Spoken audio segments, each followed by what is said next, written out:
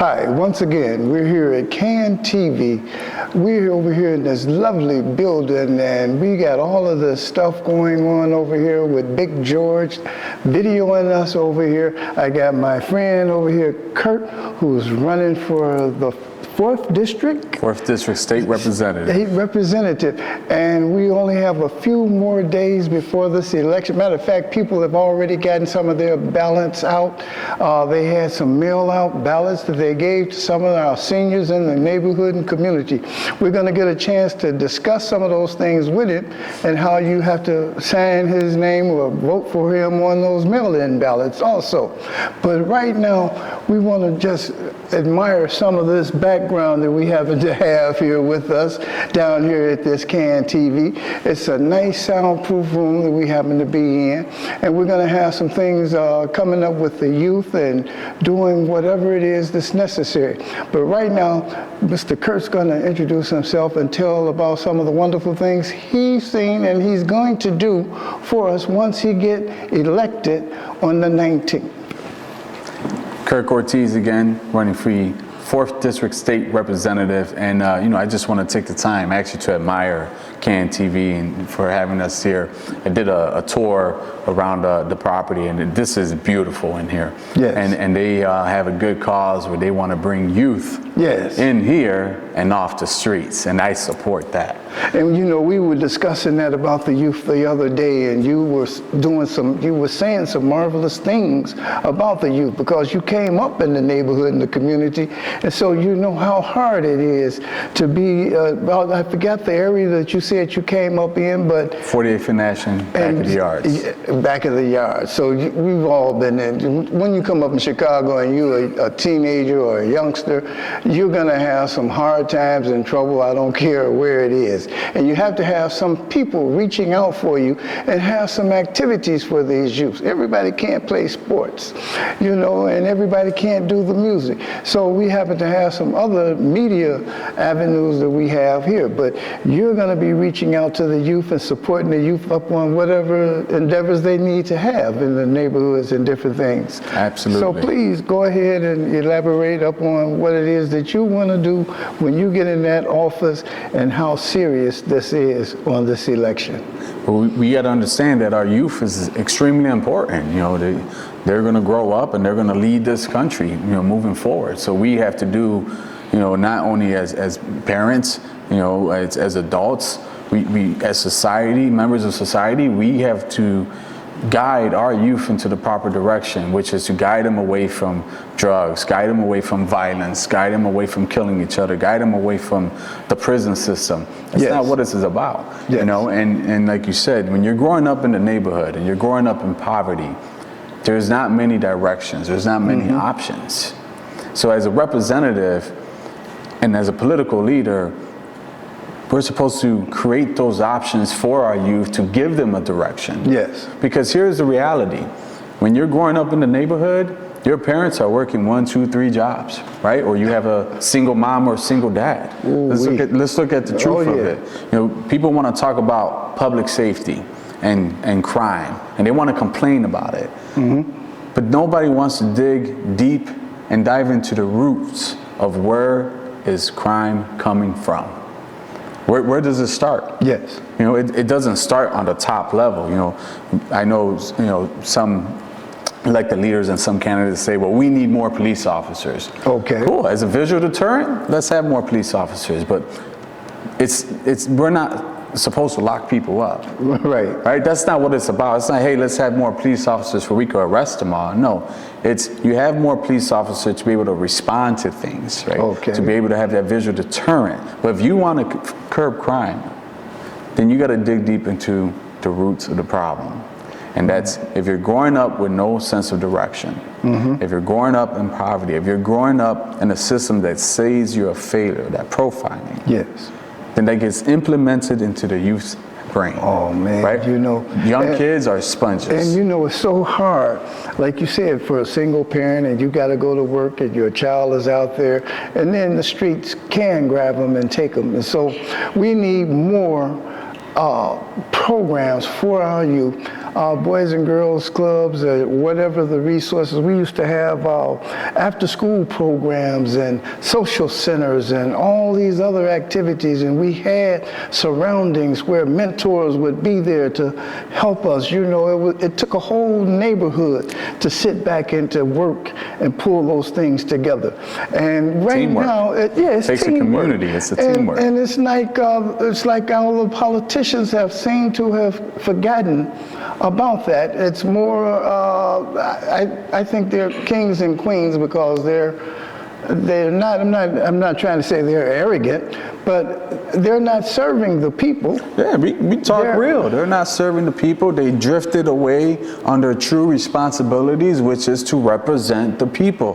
Political leaders are a voice for the people. Well, how can you be a voice if you're not listening to the people? Yeah, supposedly.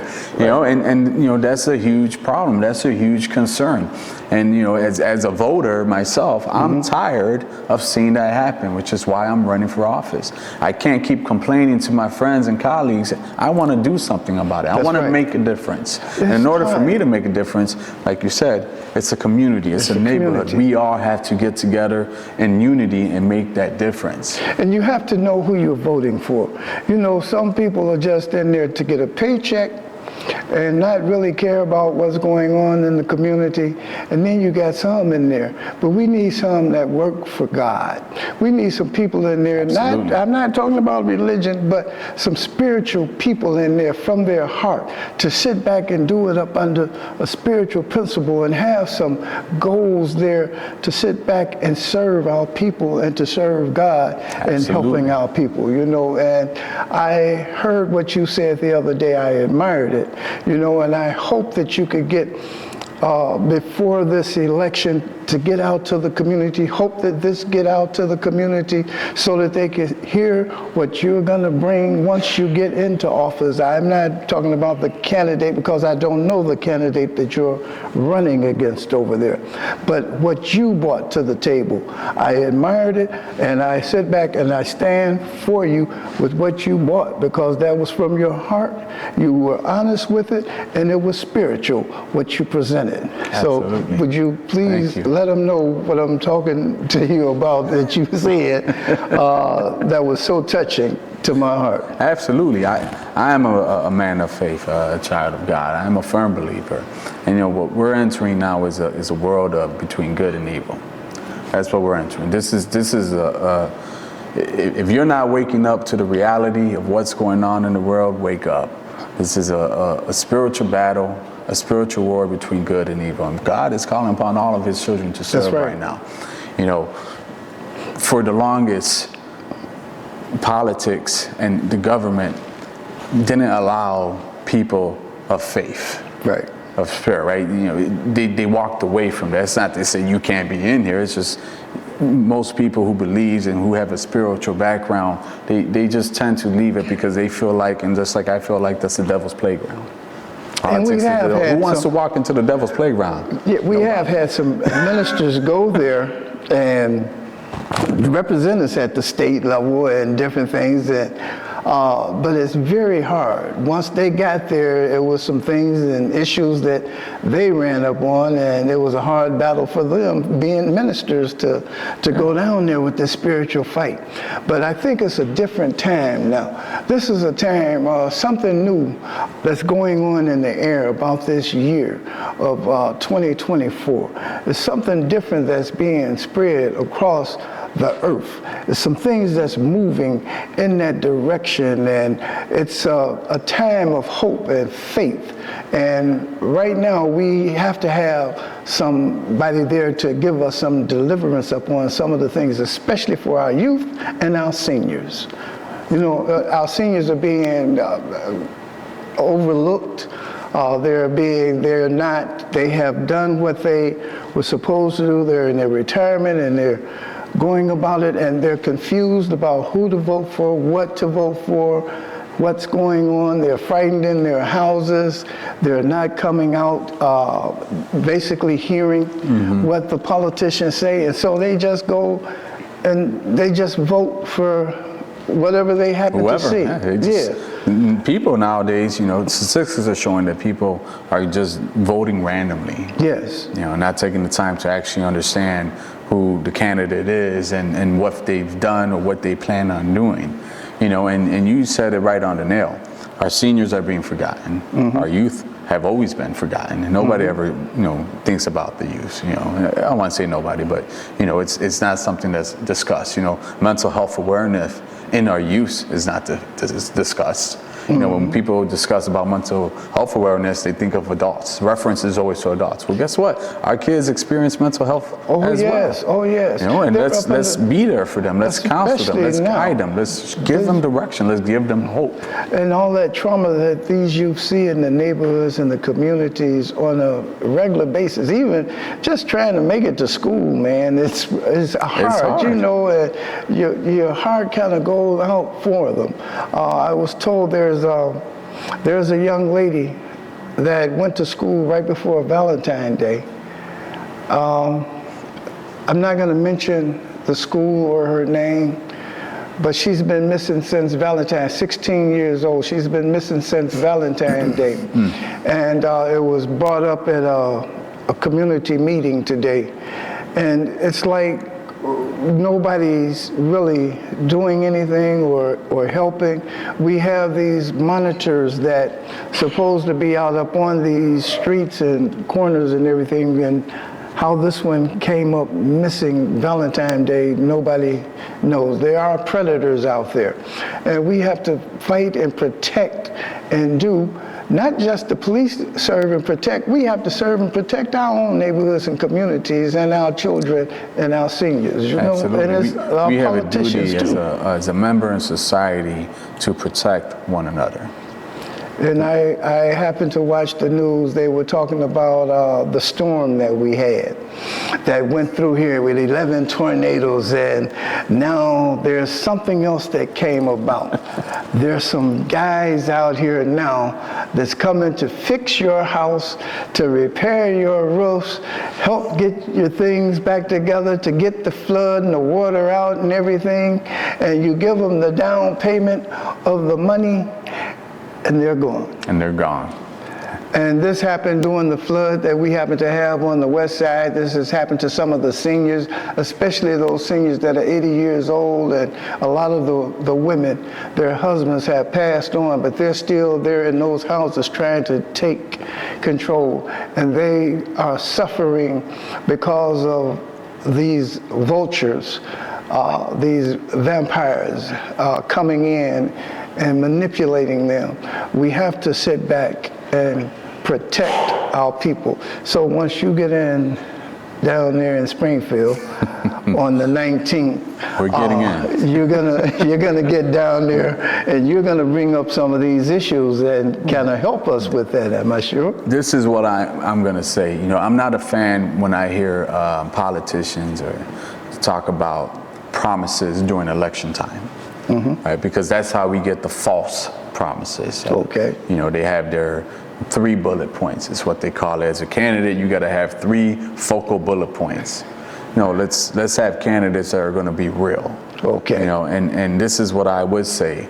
I have my ideas on what I think could benefit society and benefit communities, specifically the community I grew up in.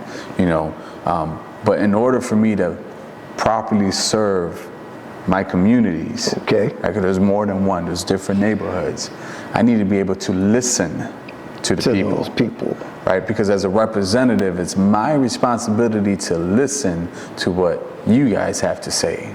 And then I take all that information. Obviously, not everything's going to agree, but we gather all that information and then we create a platform that's going to be beneficial to the communities in a whole, to society in a whole. And then we go to Springfield and we fight for that. Tell that area so that they'll know out there what area you'll actually be representing, because that's a large area from Ashland.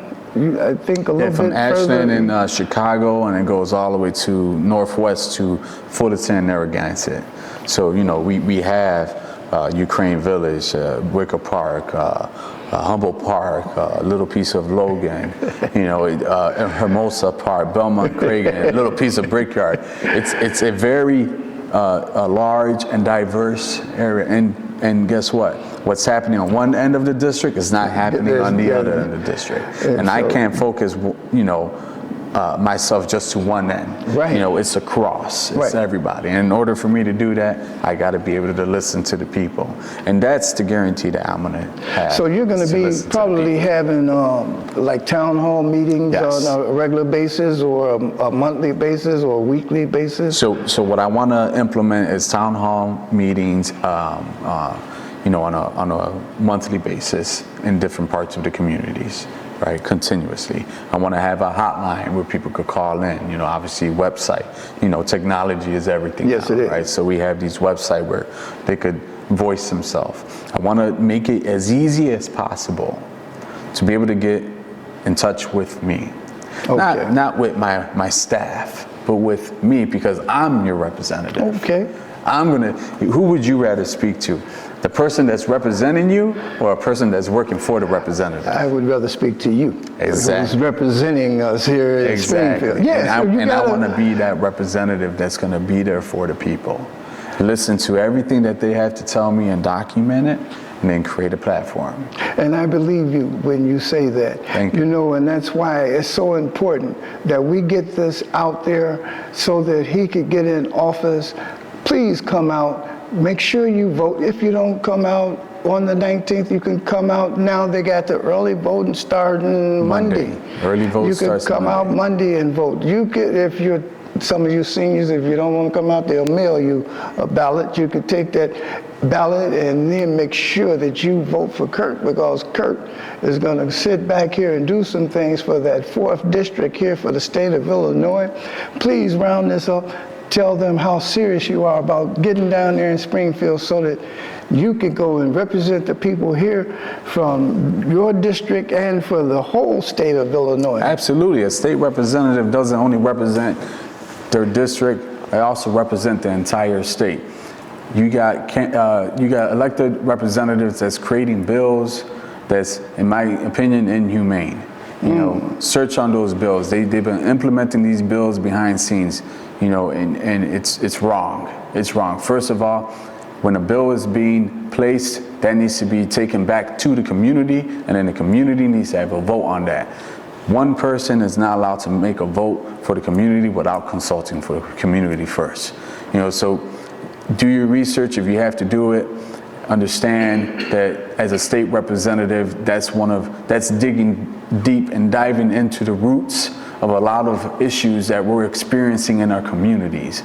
And I'm extremely serious because I am that tired voter. Yeah. I'm you. Yeah. I'm not a politician. All right. I'm a tired voter, and I'm not going to complain anymore. I'm going to make a stand, and That's I'm going what to we fight need. for the people. I'm going to be the voice for the people, because the people deserve that. Yeah. I deserve that. You deserve that. And together, we are going to make that difference. So March 19th is election day. 4th District State Representative is what I'm running for.